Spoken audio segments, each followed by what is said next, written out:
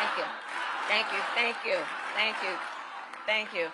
And I have sworn an oath to uphold the Constitution 6 times in my career, including as Vice President, as a United States Senator, and as the top law enforcement officer of the largest state in our country.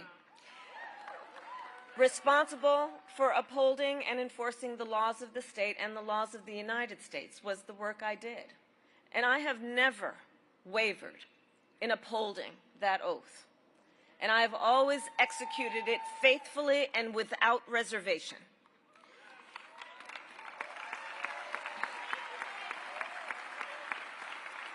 And therein lies the profound difference between Donald Trump and me.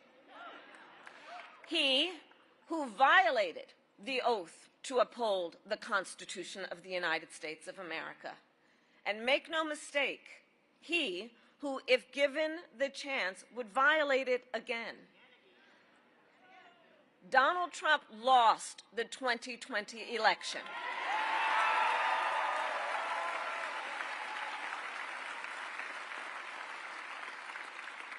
And as you have heard and know, he refused to accept the will of the people and the results of an election that was free and fair.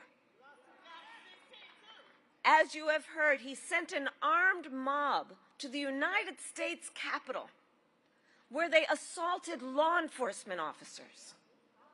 He threatened the life of his own vice president and refused to engage in the peaceful transfer of power.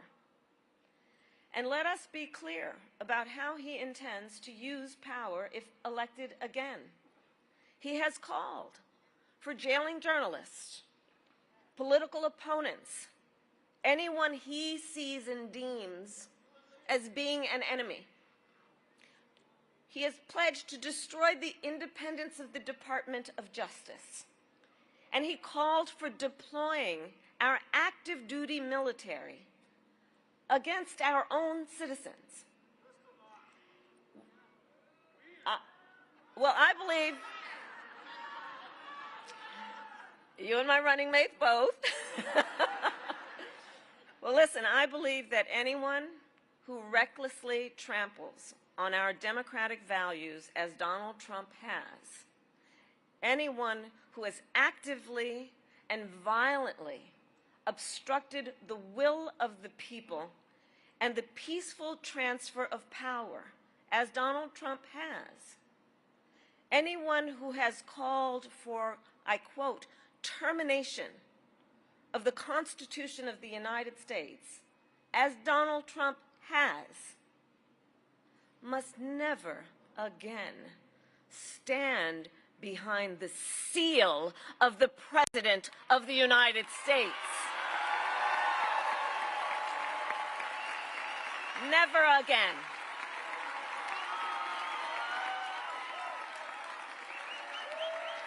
Never again.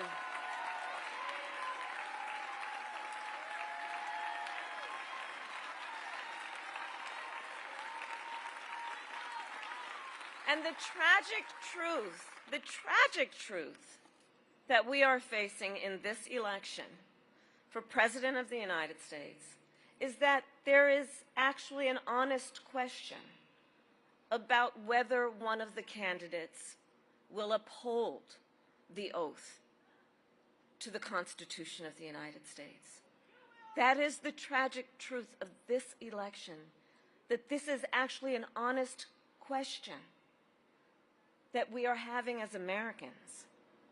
And I know the vast majority of us agree that upholding the Constitution must be a basic requirement we expect of anyone seeking the highest office in the land. I know the vast majority of us, regardless of your political party, agree we must hold sacred America's fundamental principles, from the rule of law to free and fair elections to the peaceful transfer of power.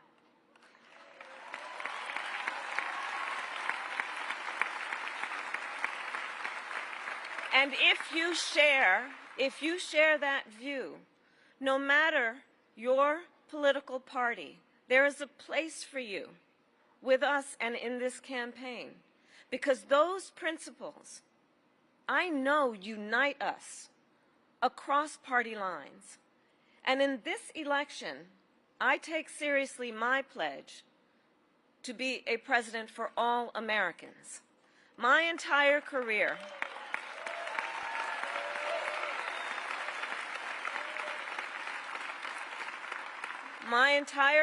I've only had one client, the people.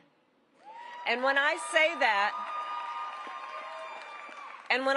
I mean all the people, not just those who share my party affiliation.